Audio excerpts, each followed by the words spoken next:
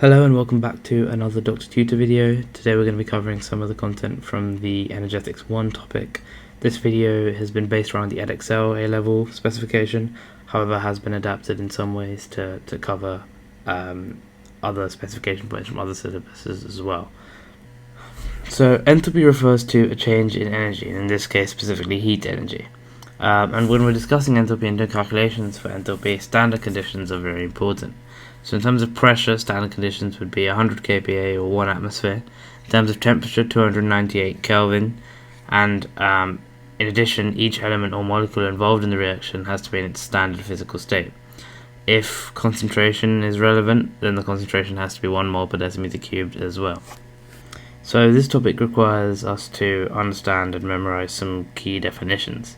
So going through them briefly, obviously you can pause now and read through these on screen, but the enthalpy of reaction is essentially the enthalpy change when the reaction occurs in the molar quantities shown in the chemical equation under standard conditions. The enthalpy of formation is the enthalpy change when 1 mole of a compound is formed from its elements in their standard states under standard conditions again. Enthalpy of combustion is the enthalpy change when 1 mole of a substance is completely combusted or burned in oxygen under standard conditions. And enthalpy of neutralization is the enthalpy change when an acid and alkali react together to form 1 mole of water under standard conditions. Now what you'll notice is obviously every definition has under standard conditions at the end of it, and then states what standard conditions are. This is relevant because often in mark schemes I found that it will usually give a mark for stating standard conditions and what standard conditions are, so it's worth putting it in, considering it doesn't take that much time, and it's quite easy to memorize. So enthalpy changes in a reaction can be shown on what we call energy level diagrams. These can be seen on screen as examples, and they essentially indicate whether the reaction is endothermic or exothermic. So we can see in the exothermic reaction that heat is given out, hence the products have a lower potential energy than the reactants. In exothermic reactions, more energy is essentially needed to make new bonds than break existing ones, therefore heat is given out, and the delta H, which is referring to the enthalpy change, is negative. In endothermic reactions, more energy is needed to break bonds than make new ones, therefore the overall delta H is essentially positive, and as a result heat is taken in from the surroundings, and we can see that as in the endothermic energy level diagram, the products have a greater potential energy or delta H than the reactants as the reaction progresses. It is important that we understand how we can experimentally measure enthalpy changes.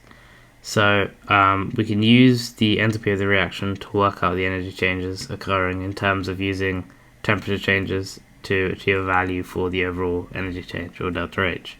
So what we need to understand is that we use an equation which is Q equals mc delta T, where Q is the energy change in joules, m is the mass in grams, C is the specific heat capacity in joules per gram per centigrade, and delta T is the temperature change in degrees Celsius. Now these units are very, very important because often in questions pertaining to enthalpy change calculations, we will be given these values, or for example the mass, in a unit that isn't necessarily grams, and we need to be conscious to convert that in order to get a valid value of Q. We can use Q in conjunction with the equation delta H equals Q over N in order to get the delta H value or the enthalpy change for a reaction.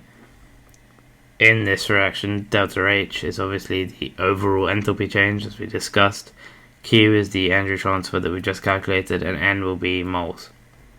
Now a key part of the equation is specific heat capacity.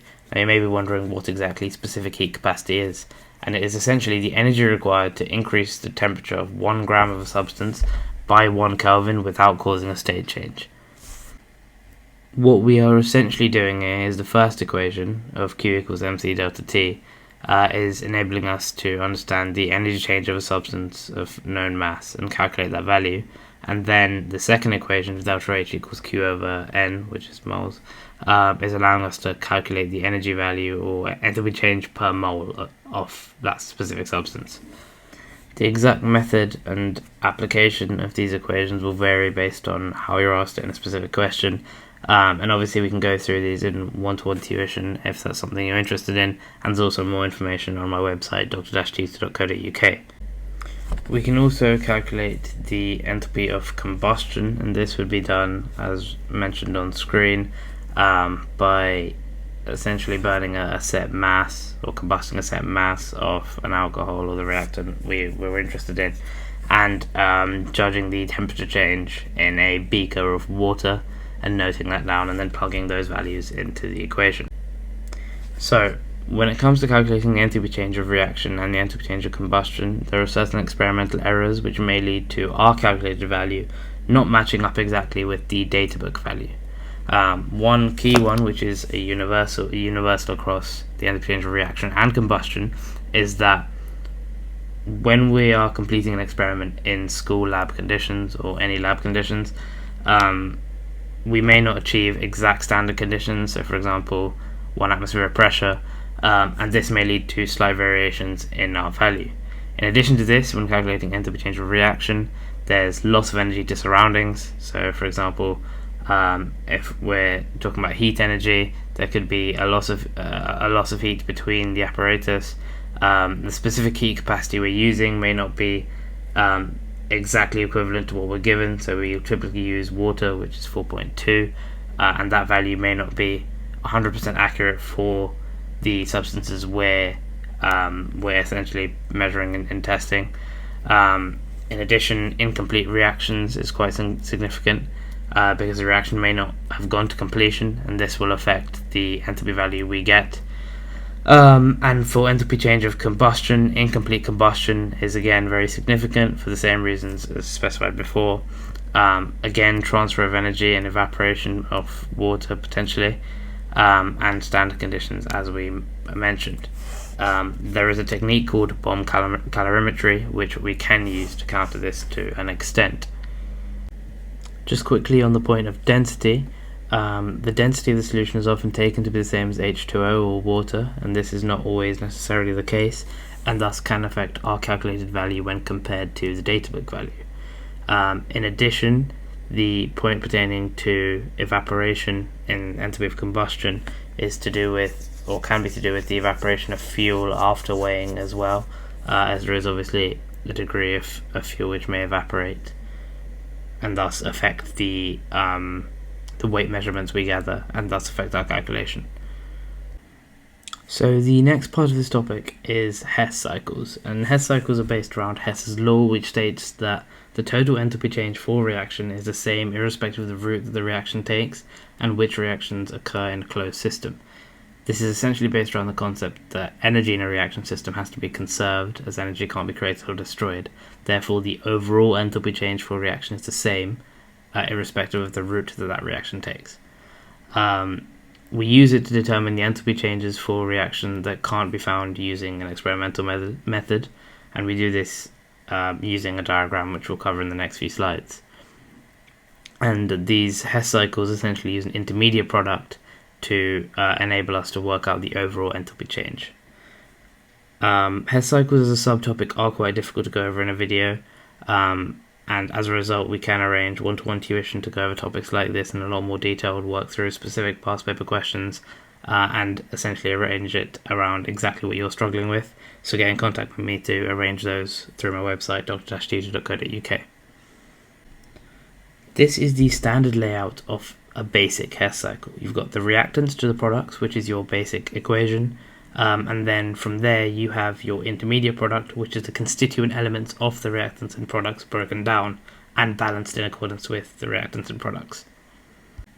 Now, when looking at the enthalpy of formation Hess cycle, we can see that from the intermediate central product of elements, both arrows point outwards towards reactants and products.